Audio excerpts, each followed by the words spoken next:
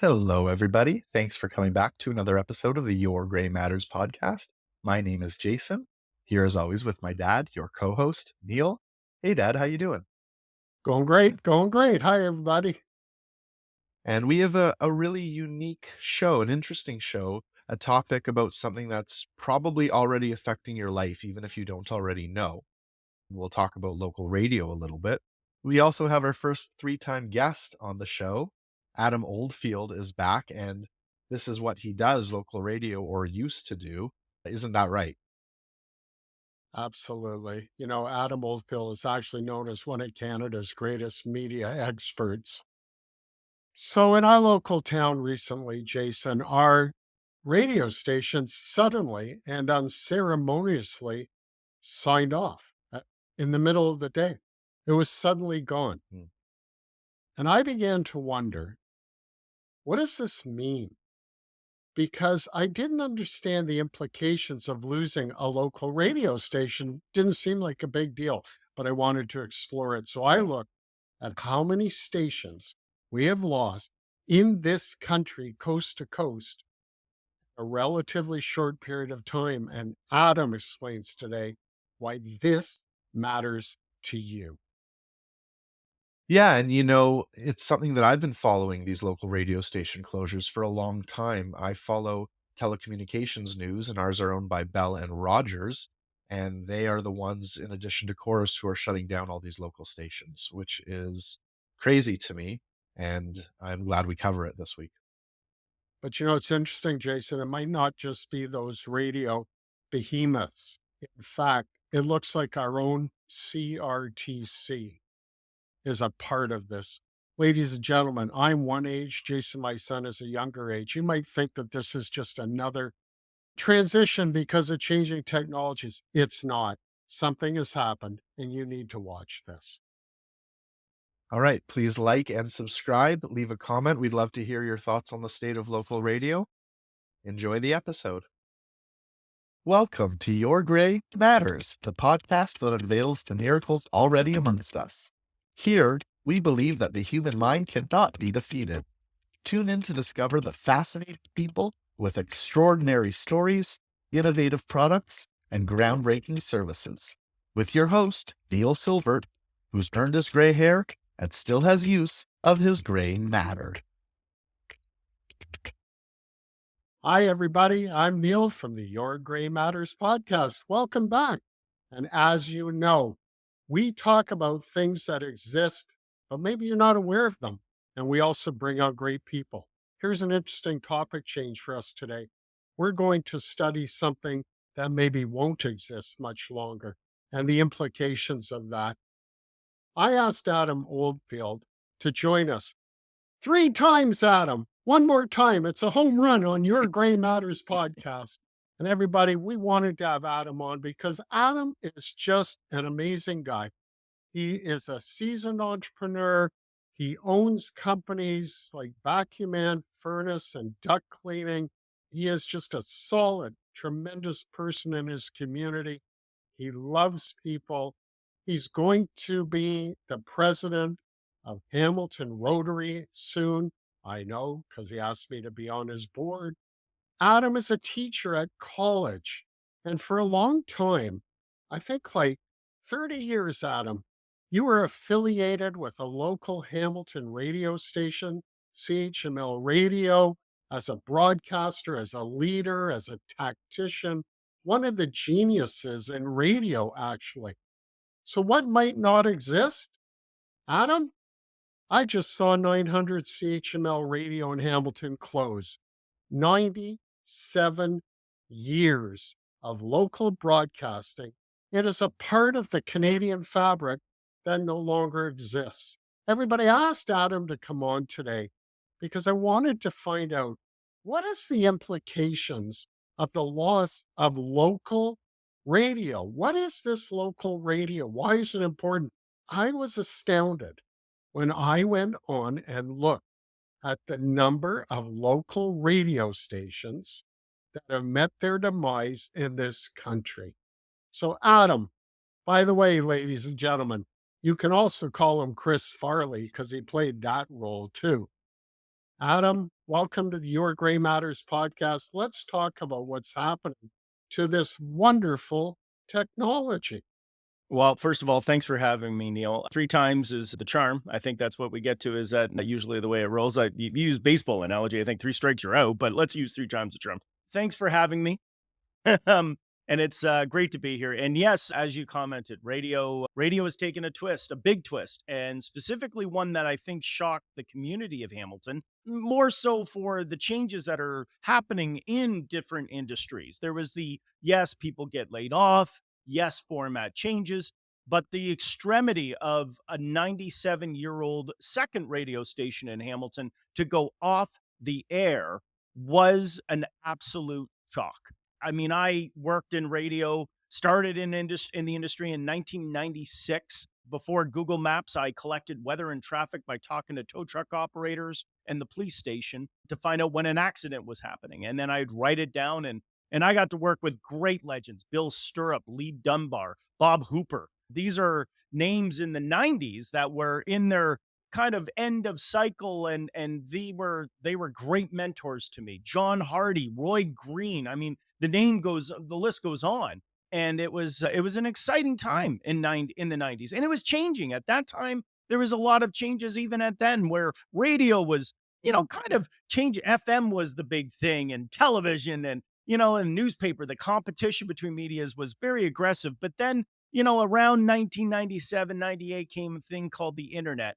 And it was I mean, 91 was when it started, but it really started to go into the .com era. If we remember, there was so many websites. So, and I think when we see the detriment of which, and I mean, even me, I mean, I'm a young man at heart, but I find even now I still go to 900 CHML on the radio dial when I'm like, what's going on? I see traffic everywhere. I just go to the dot and now I hear nothing but static. So the implications of it is that, so many Hamiltonians, and not just Hamilton, as you commented, stations across the country are closing at a astronomical rate, and we're losing local journalistic factual news. We're losing that. We're losing what's going on in the local community. When's the festivals? If there is a serious issue related to a murder, a closure, all of these things, we relied on radio to do that. Hamilton now has an empty gap. There is no local news that is going to where CHML was an all talk, all news station. And that I feel is like a podcast like you have here with Your Gray Matters with yourself, Neil. I mean, but it was a community minded hour, 2 hour event where I talked about technology. I also advertised. I was an advertiser on CHML and, for my duct cleaning company. And I reached my local market. I reached my community. That's now gone. And I know for a long time on CHML, you had your Tech Talk show, a wonderful show. I had it in my calendar for every Friday. Get on there. And you lost it. Let's be blunt.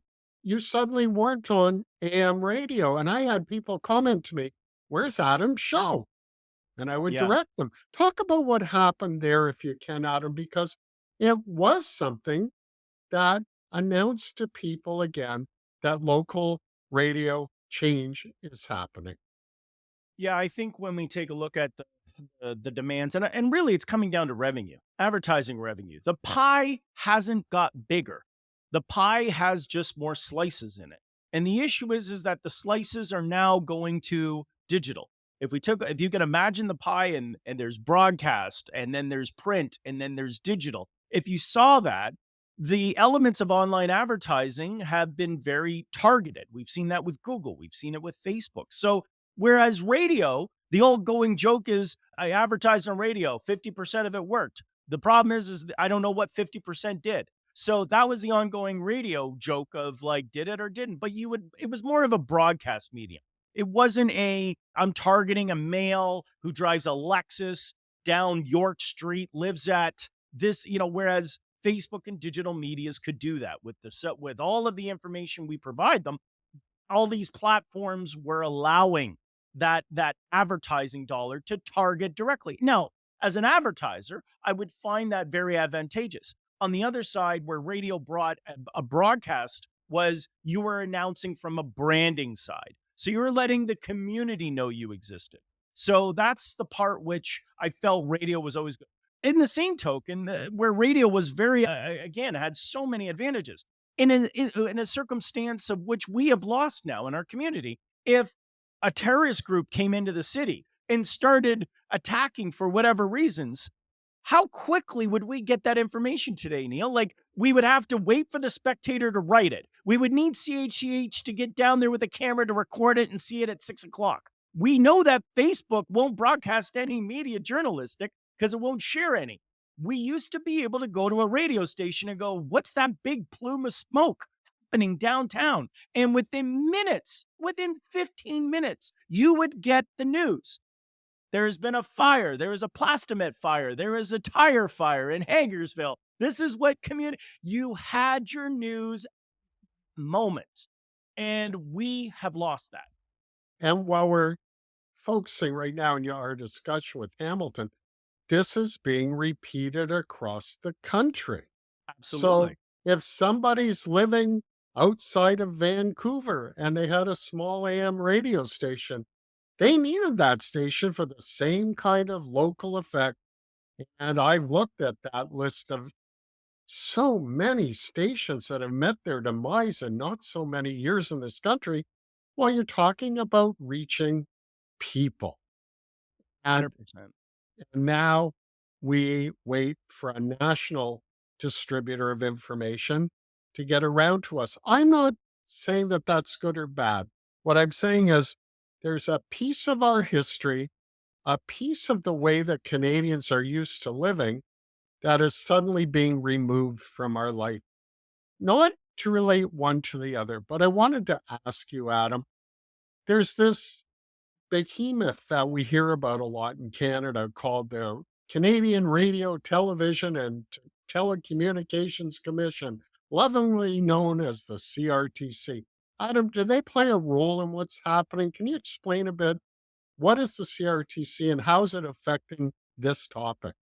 Well, we know that the argument that's been had over the past few years, especially under the Liberal government, under Trudeau's government, what we can see is that there has been a push that they've commented, they being the Liberal government, as we're going to make some changes to telecommunications, to the industry as a whole in the media. And this started in Australia. There was a lot of news about the social media digital platforms that were creating a lot of issues where local news was being impacted because the digital platforms were sharing stories and getting that advertising dollar, which was losing to all the local we were losing local journalism. The CRTC played a massive role in that because they wanted to follow suit that they saw happen in Australia and different countries around the world. And unfortunately, it backfired. It backfired to the degree of where, as much as we love this country, I love this country more than anything, but we're 43 million, a landmass that's huge. And we just, unfortunately, maybe don't have the penetration or market share that Facebook and Google and Amazon, they're here, but we're kind of like that third cousin that gets invited to the family events where it's kind of like, oh yeah, you got to invite Canada. I mean, it's the nice cousin, but you know what? Bring them anyways. They're not a big family. They take up little room and they barely eat any corn. So let them come. We'll let them. So we're kind of that weird third cousin to the world, right? Friendly, happy, all of the comedic sides to it. So when it came into, hey, Google, hey, Facebook, CRTCs in their processes ended up creating this. Well, we need to be like Australia. We're going to be like the other country, the UK. We need our fair share of your revenues that you're getting. So the CRTC ends up putting the rules in, and we saw the government and they didn't just apply the rules, they shoved them in. The CRTC is inadequate. We knew that. It's been inadequate since the 1990s. There's been discussions of how they even ranked radio stations. So they would do it by a ballot system when they wanted to find out how many people were listening. Then they went to a PPM, which is a personal people meter. It was a little pager that you would wear and it would register how many times and what stations you're listening to. That only came out in the mid 2000s, Neil. This stuff has been around for years. So we were still, I think Hamilton, as an example, still does, they call it a diary. If you want to know who's listening to a radio station, the BBM, or they're now called another organization, sends out a booklet and a loony, or a toonie now, maybe, with inflation, and you would fill out manually what stations you're listening to at what time. This is happening in 2024.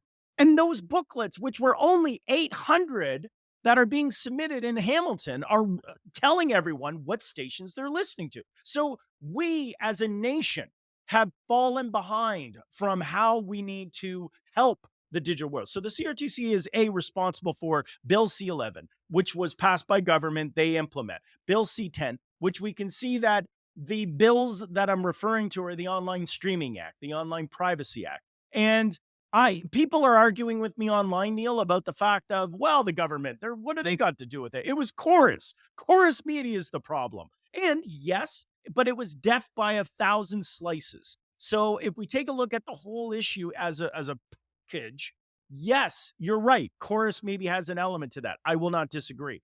But we also have the government that sped up the process. The CRTC's rulings, what they did was they said to all these big digital platforms, come to the table, give us whatever the amount was. I think it was a percentage of the revenues that are earned. And we will then distribute it as a CRTC to each of these local medias. Well, Google fought with it, played the old, we're on your side, Google's going to help you. And this is the comical side, Neil. $280 million in the past is what Google was distributing already without the CRTC. They were giving to each of these, to platforms, Chorus, Chum, Rogers, all these medias, Bell, all of them. So they end up coming up with a ruling after months and years or whatever it took. They said, we're going to give you $280 million. And the CRTC said, we did it. All right. Thank you very much. So they got nowhere. And then Facebook at that time was like, you know what? You don't like it? Too bad. We think you're getting more value out of our platform than we're going to get from you. So we're cutting off Canadian media. So for the last 18 months, you might have noticed, if you're on Facebook, you try to share a link, it says, sorry, we are not allowed to share this content due to the rules of the CRTC. So we have strangled and held the radio stations underwater. The CRTC has, specifically under the rulings. And we never realized how big it was. You brought it up as an example. In BC, people went to Facebook to find out what's going on, to see where's the fires happening. Where is it Is it coming in my way? And the problem was the radio station was broadcasting it and sharing it, local media for that matter, not just radio, but nothing was able to be shared. So, this was not, it was a silent moment, and we're in 2024. We could say, yeah, well, Facebook's the problem. Look for other sources. Well, that's what we're used to. This is now the younger generation is doing this. The older generation is doing it. So we've created an environment of society's example of how we get our news, and yet we are not actually learning anything from or getting the valued journalistic news we need. Wow. This is incredible. Such changes. And I know that some people have questioned these two bills, Bill C-11 and Bill C-18, as possibly being able to infringe on free speech in this country, what we listen to, what we can say. Adam, I don't know if that's true, but that seems to be a growing concern. Can you speak on that? I can speak to it on one angle, is that in October, small businesses were notified by Google of a digital sales tax. So that bill that was instituted to help with streaming and developing the protections of individuals, and getting, hurting the cable networks. As an example to that, Neil, is that cable networks have been implemented. This isn't just isolated to radio. This is isolated to cable stations too. Cogeco local TV is in jeopardy. There's no question. CHCH in Hamilton Wow. in jeopardy. Wow. CKOTC, CTV, all these local television news stations. This is inevitable. They will take the same demise as CHML. There is not a question or thought in my mind based on those two bills that you just commented. So as part of it, it's going to impact, everything rolls downhill. So government CRTC says to Google, you need to pay your fair share under these new bills, the Streaming Act and the Privacy Act, as they're referenced in some cases. And Google says, okay, that's fine. We'll pay our fair share. But what we're going to do is now we're going to tax anyone who advertises on us 2.5%. So you want 2.5? We're just going to pass that tax down to the other individuals. And they can do that because it is a tax. So it's a built-in tax, which small businesses like mine are going to now take another 2.5% out of our costs to give to the government. Now, Google's paying it. We're like, it's a downplay. We don't need these extra taxes right now. We're all trying to pay for groceries. We're paying electricity bills. We're paying for carbon taxes. And again, I don't know if there's going to be a rebate down the road that the liberals will come up with. It's the new digital rebate tax that we're putting back in your pocket. I don't know. But at the end, I do know that all of these rules and these examples, if you say the bills that are implemented under the Privacy Act and otherwise, all they're doing is trying to regulate a body to pay their fair share. And all it's doing is it's coming down on you, me, small businesses, consumers, communities are all starting to be damaged based on their actions. Incredible how change can affect all of us, even if perhaps that wasn't the intent. Maybe it is the intent, but it's amazing how things are shaking out. Adam, just as we start to wrap this out, I want to talk about the future, and you're a great guy to talk about it because you're also a college level instructor. Can I call you professor? Is that the right? They call me professor. You can call me professor. Sure, absolutely. Well, I just call you when I want a free lunch. But the thing is, Adam, you are teaching students in broadcasting, marketing. These are kids who are hoping to enter the field and keep it going. Your course must have changed recently. Talk to us about being a student in this field right now. Yeah, well, first of all, I teach sales and entrepreneurship it's now called the Radio and Creative Content Program. So, back when it was just radio, as evidently this whole course is also, or this program is really based on the fact that even education is changing. So, one of the things I really try to implement with the students is understanding that they are embracing the technology today. You don't want to be fearful of what services are out there or how to engage them. And truthfully, Neil, we saw through COVID a big acceptance of technology. You and I are having a video call right now. Not that it didn't exist prior to 4 years ago, but it existed. We just all kind of try it out. So we've seen, and it's changing at such a pace. In October of 2023, artificial intelligence came on the market, right?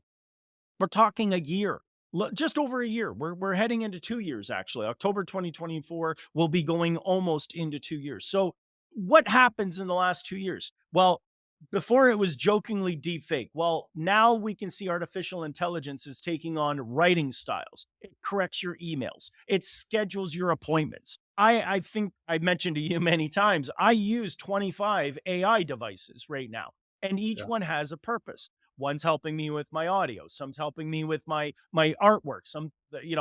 All of it is engaged. So what I'm teaching is the one skill set we all took for granted when I was in school and years before that, prior in the 70s, 60s, 50s, is social skills. We've lost the art of socializing. It could be called social media, but there is nothing but a lot of garbage and rebuttal of information that's going online. So I really try to engage the students to say, use the technology as a tool to help you become better. Now, I don't teach any of the programming and studio stuff, and I in fact I don't even know how to do most of that. What I teach is how to sell yourself and how do you know who you are. And you really need to learn the art. And part of the program I'm teaching is as in the whole program as a whole is how to know who you are.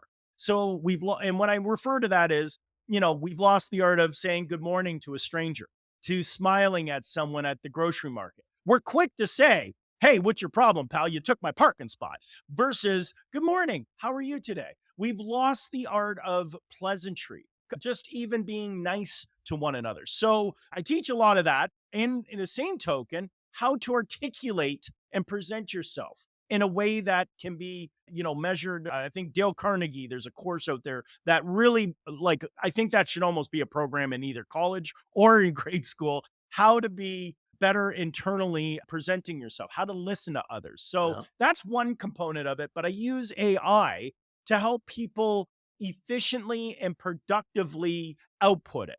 So, versus the days of taking hours to write an essay, you can now kind of get your thoughts out and then help it be structured in a way that makes sense. Not make the AI write it for you, make the AI assist in perfecting that proposal, that sales email, that opportunity to communicate with someone, the cold call, which, you know what, Neil, you're probably the king of it better than I am, but the cold call is a lost art. It is one of those mystery things we're going to hear about in the year 2050. There was once a time when someone could call and they wouldn't know who they were. I mean, it's a lost figment. It's like Greek mythology. The cold caller is going to be like one of those mythologists that nobody calls someone off the cuff and tries to sell them. That's impossible.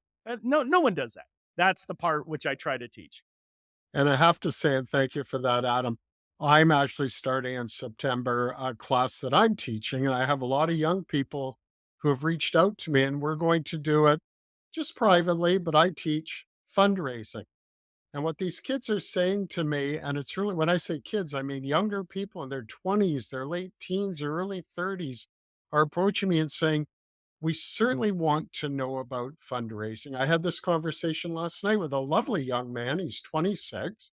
He said, but before we do that, can you teach me how to start a phone call so that people don't hang up on me? What do I say to people when they just want to say hi and I want to say hi? Adam, I don't know if that's just him or if it's an art that we're losing, but I bring it back to our topic today. Local radio is and was a communication tool that we needed so that local people knew what is going on in their community and they could have their own conversation, form their own opinions, and be able to keep it at home, so to speak, so that those in the community could just talk to each other. Adam Oldfield, you're always a blessing. We're Thank you so so much. glad to have you on. We thank you for coming on. Ladies and gentlemen, is it important that your local AM station is going off the air or has gone off the air? Form your own opinion from this, but be aware technological change isn't necessarily good for change. Thanks, Adam. Appreciate Thanks, you, Neil. man. Everybody, we're going to see you next week on the Your Gray Matters podcast. Hang on, Google's talking to me in the past year. Sorry, I said the wrong word, Neil. I said Google, and all my platforms started going crazy. So I'm turning them all Let's off as I let go. let's leave that in because that's a part of the story. Well, I'm just saying, I said the word, I said the name. Next thing you know, like 8 devices started going off. Apologize. So speaking of listening, Thanks for watching. If you found it interesting and you liked it, give us a thumbs up. If you're ready to subscribe, click right here. And if you'd like to see another episode, click right here. Tell a friend. Send us comments. Thanks a lot.